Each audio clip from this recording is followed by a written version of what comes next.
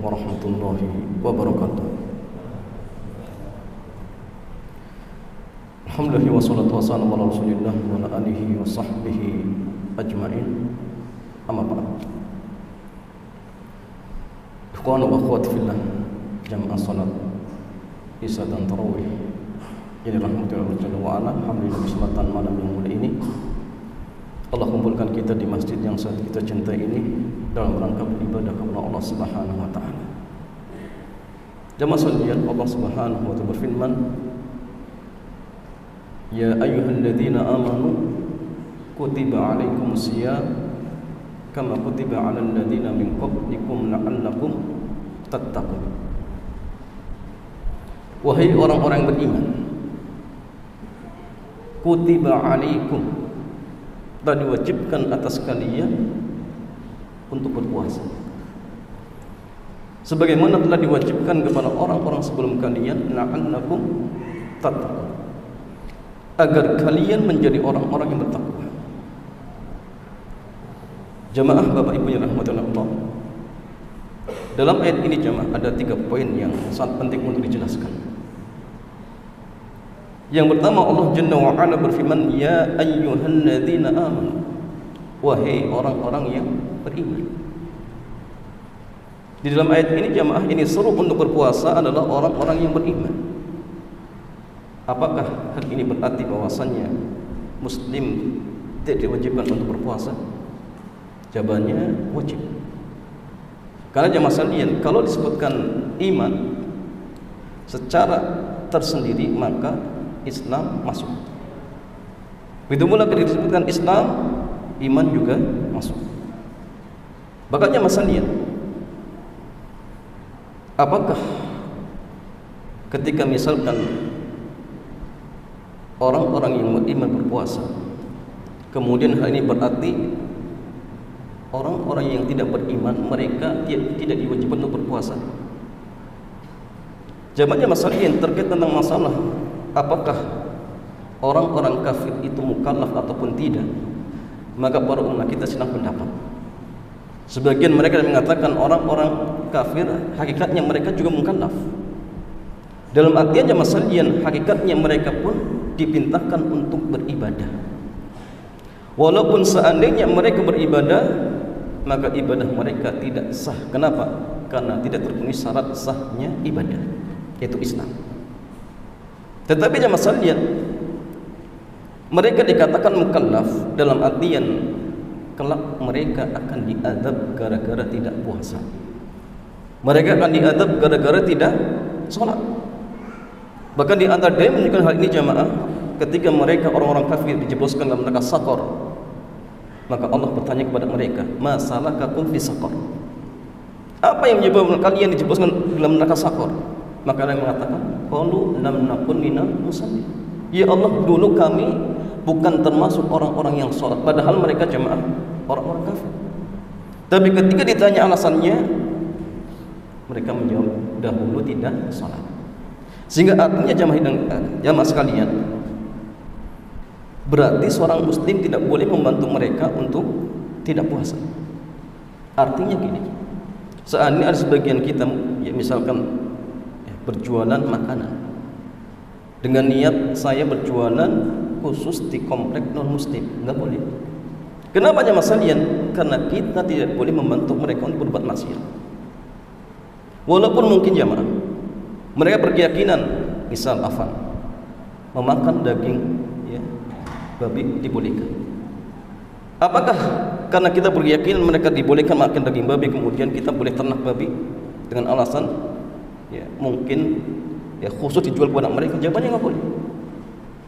Mungkin ya masalian orang-orang non-muslim punya keyakinan dibolehkan membunuh muslim. Apakah dengan alasan karena keyakinan mereka membolehkan membunuh muslim kemudian kita boleh membantu mereka? Nggak boleh. Begitu pula barangkali mereka berkeyakinan zina itu boleh. Apakah dengan keyakinan mereka dibolehkan berzina kemudian kita boleh membantu mereka? Ya nggak boleh. Jadi hakikatnya mereka sama. Tidak boleh berdusta, tidak boleh berzina, tidak boleh ya berkhianat, sama. Nah sehingga ingat, alladzina amanu, orang-orang iman, kutiba alaikum, Telah diwajibkan kepada kalian untuk berpuasa sebagaimana telah diwajibkan kepada orang-orang sebelum kalian. Artinya jemaah, bahwasanya syariat puasa ini tidak hanya khusus kepada syariat atau kepada umat Rasulullah. Akan tetapi pertanyaannya, bagaimana cara puasanya umat-umat terdahulu jemaah? Jawabannya tidak ada nas khusus, kecuali seperti dalil menjelaskan tentang puasa Daud. Daud itu jamaah puasanya sehari puasa sehari tidak. Itu pula puasanya orang-orang Bani Israel di tanggal 10 Muharram. Itu pula kata Rasulullah SAW, di mana beliau bersabda, faslu ma baina siyamina wa siyami ahlil kitab aqlatus sahur. Pembeda antara puasa kita dengan puasa mereka adalah makan sahur. Ini di antara perbedaan puasa kita dengan puasa mereka. Tetapi mereka juga diperintahkan untuk berpuasa sesuai dengan syariat yang telah Allah turunkan kepada mereka. Apa tujuan dan fungsinya? La'allakum tattaqun, agar kalian menjadi orang-orang yang bertakwa. Maka jamaah Bapak Ibu sekalian, di antara salah satu ciri ataupun tanda bahwa puasa kita diterima oleh Allah Jalla wa'ala adalah ketika puasa kita menjadikan kita semakin takwa.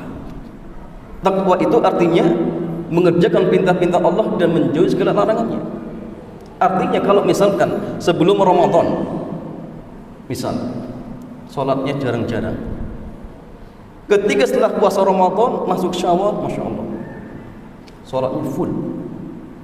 Yang sebelumnya, misalkan sebelum Ramadan, akhlaknya buruk, setelah puasa kemudian di Syawal akhlak jadi baik, maka ini satu tanda bahwasanya puasa kita diterima oleh Allah Subhanahu wa taala. Begitu pula di antara tujuan puasa yang lainnya, di mana Rasulullah SAW beliau bersabda, man shama Ramadan imanan wa ihtisaban ghufira lahu ma taqaddama min dzambih. Barang siapa yang berpuasa di bulan Ramadan dengan keimanan dan mengharapkan pahala dari Allah Jalla wa ala, maka tatkala itu Allah akan mengampuni dosa-dosanya telah lalu. Begitu pula di antara faedah yang lain atau tujuan yang lain untuk menundukkan pandangan kita, kemudian menjaga kemaluan kita. Ketika Rasulullah SAW menyarankan kepada para pemuda, ya ma'asyar sabab, man istata'a minkumul ba'ata, wahai para pemuda, siapa di antara kalian yang mampu untuk ba'ah, mampu untuk memberikan nafkah, memberikan mahar, falyatazawwaj, maka hendaknya menikah. Kenapa? Fa innahu abaddu lil basari, karena nikah itu akan menundukkan pandangan, wa ahsanu lil farji, dan akan menjaga kemaluan. Sehingga Bapak Ibu yang dirahmati oleh Allah Subhanahu wa taala, ayat ini menunjukkan kepada kita bahwasanya orang beriman itu dituntut untuk beramal. Begitu pula ayat ini menunjukkan amal bagian dari iman. Kenapa jemaah sekalian? Karena di antara definisi iman menurut ahli sunnah wal jamaah, iman itu artinya qaulan bil lisan wa tasdiqun bil janan wa amalun bil arkan yazidu bit ta'ah wa yanqusu bil maksiyah. Jadi iman itu jamaah diucapkan dengan lisan, kemudian diyakini dalam hati, dipraktikkan dengan anggota badan, dan iman itu bisa bertambah dan bisa berkurang. Dan inilah definisi menurut ahli sunnah wal jamaah. Karena sebagian kelompok ada yang hanya sekedar mendefinisikan iman itu hanya keyakinan. Nah, ini keliru jemaah. Karena kalau seandainya misalkan iman itu hanya keyakinan, tidak butuh beramal, nah ini musibah. Berarti cukup mengucapkan kalimat la ilaha illallah kemudian enggak salat, enggak puasa, cukup? Enggak. Tapi dituntut bagi orang yang mengatakan dia beriman kepada Allah, wajib dia beramal saleh. Apalagi jemaah sekalian, di antara syarat kalau kita ingin masuk surga adalah amal saleh. Faman kana yarju liqa rabbih falyamal amalan salihah. Barang siapa yang ingin berjumpa dengan Allah, falyamal amalan salihah, maka kerjakan amal saleh. Karena ingat jemaah, masuk surga itu berdasarkan rahmat. Tetapi rahmat Allah Subhanahu wa taala tidaklah akan didapatkan kecuali dengan amal saleh. Maka tidak mungkin orang yang tidak beramal saleh kemudian mendapatkan rahmat, enggak mungkin. Sehingga wajib kita untuk beramal saleh apapun yang bisa kerjakan. Apalagi jemaah ini bulan Ramadan, yang di mana seluruh amal ibadah Allah lipat gandakan. Membaca Al-Quran jemaah sekalian Di luar bulan Ramadan sudah dilipat gandakan pahalanya. Rasulullah SAW bersabda, "Man qara harfan min kitabillahi falahu hasanah." Barang siapa yang membaca satu huruf dari Al-Qur'an, dia akan diberikan pahala satu kebaikan, dan satu kebaikan akan dilipat gandakan menjadi 10 kebaikan. Dan kata Nabi, saya tidak mengatakan alif lam satu huruf, tetapi alif satu huruf, lam satu huruf, mim satu huruf. Lantas bagaimana kalau misalkan baca Quran dilakukan di bulan Ramadan? Makanya Imam Syafi'i ketika masuk Ramadan sehari beliau khatam 2 kali. Artinya selama 30 hari 60 kali khatam. Bahkan Utsman bin Affan, jamaah, Utsman bin Affan dalam satu rakaat witir beliau khatam 30 juz. Bayangkan, dalam satu rakaat witir khatam 30 juz. Makanya jamaah sekalian, salat kita dengan salat para sahabat ya, jauh. Dahulu para sahabat ketika salat mereka lupa urusan dunianya. Jangankan hanya kebunnya, hanya bisnisnya. Ketika salah satu di antara mereka mungkin sakit, jamaah, ada mungkin di antara anggota tubuhnya harus diamputasi, mereka minta ketika sholat. Kenapa? Karena ketika dipotong pas sholat dia sudah nggak ingat. Bayangkan, tubuhnya saja terlepas dia sudah nggak ingat, apalagi hanya kebunnya. Kalau kita jamaah sekalian beda. Bahkan kadang-kadang barang yang hilang sebelum sholat dipikir-pikir nggak ketemu. Ketika sholat jadi ingat. Itulah kualitas sholat kita. Bahkan mungkin jamaah, ya, kalau sedikit imam sudah panjang sedikit sudah kita mungkin sudah beda. Padahal sholat itu, ingat jamaah sekalian, menghadap Allah Subhanahu Wa Taala.